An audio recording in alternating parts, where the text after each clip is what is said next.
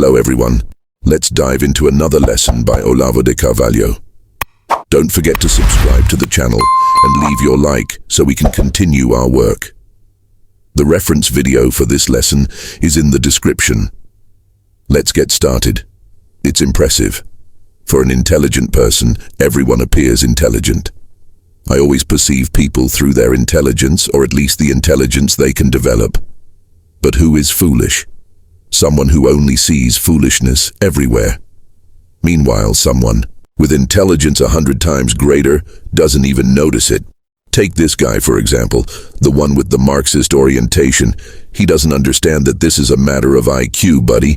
He doesn't have the IQ to debate with me because he's been immersed in Karl Marx's world and believes that true Marxism is whatever is written in Marx's texts. But how does that work?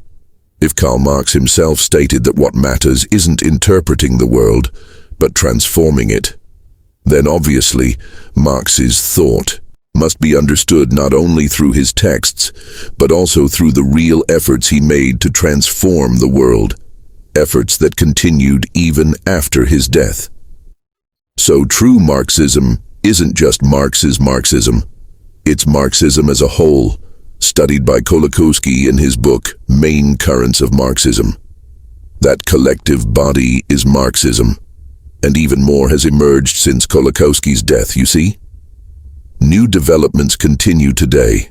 I have a book here, New Asian Marxisms. It explores Marxism debated by Chinese philosophers, which eventually provided the theoretical foundation for China's strategic framework. It's an incredibly complex subject that I haven't delved into yet. All of this is part of Marxism. Now, about praxis, some say Olavo claims everything is praxis, but the word hardly appears in Marx's texts. Well, excuse me, but what is transforming the world if not praxis? That's what Marx said matters most. Sure, he might not have used the word praxis in that particular sentence, but transforming the world is praxis, isn't it? Some claim he was just responding to the Hegelians or whatever. I'd argue otherwise. A universally significant statement can't be merely a response to an individual or a specific context. It just can't. The theses on Feuerbach are general theses. They're not responses to a single person. If that were the case, Marx would have explicitly stated, "I'm saying this as a response to so-and-so." Even then, they'd remain general affirmations rather than specific replies to a specific text. But this guy reads too much without knowing how to read. He can't differentiate between the individual thought of one person and the universal historical current it represents. That's the issue.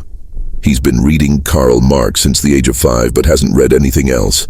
That's the problem. Now I understand, and everyone knows deep down, that truth emerges from the confrontation of hypotheses. Science is about confronting hypotheses, people. It's not a unilinear doctrine deriving conclusions from fixed premises. Science involves multiple lines of reasoning that clash, from which we might derive a conclusion of conclusions. Even that remains problematic and open to further discussion.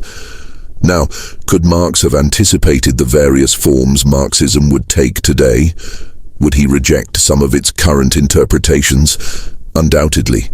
It's impossible for him to have endorsed all the myriad currents that evolved from his ideas, but this doesn't absolve him of responsibility for them. After all, he didn't just create a philosophy, he initiated a worldwide political movement. Communism is the only global political movement. This is significant. No other movement has achieved global reach. Fascism, for instance, never did. Fascist nations were at war with one another from the outset. Didn't Brazil fight against the Germans and Italians? Yes. And Austria, under the anti-Nazi fascist government of Dollfuss, did too. Unlike fascism, communism allows for the coexistence of antagonistic currents within a unified strategy. That's extraordinary. This movement has existed for over a century and a half, and it remains the only global movement of its kind. Marx created this. Later developments might not have been what he intended, but how could he have known? He simply gave the initial push, and the ball kept rolling. Moreover, Marxist principles entail radical criticism of everything in existence, placing humanity above all else, above creation, God, time, and the physical structure of the universe. This idea exempts Marxism from any commitment to reality. It's beyond reality. This is its defining characteristic, evident even in Marx's earliest formulations. While Marx couldn't foresee every development, he did envision a global movement aimed at critiquing and transforming everything. He set this in motion and is therefore accountable for its consequences. On another note, Marxism's acceptance of genocide as necessary to its goals is deeply troubling. Marx himself acknowledged early on that socialism's implementation would require the destruction of certain inferior peoples using those very words. He accepted this racist principle as a historical given and never debated it.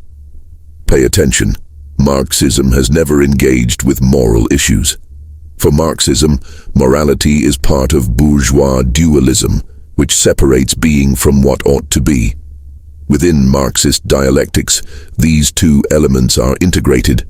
The ought becomes part of being.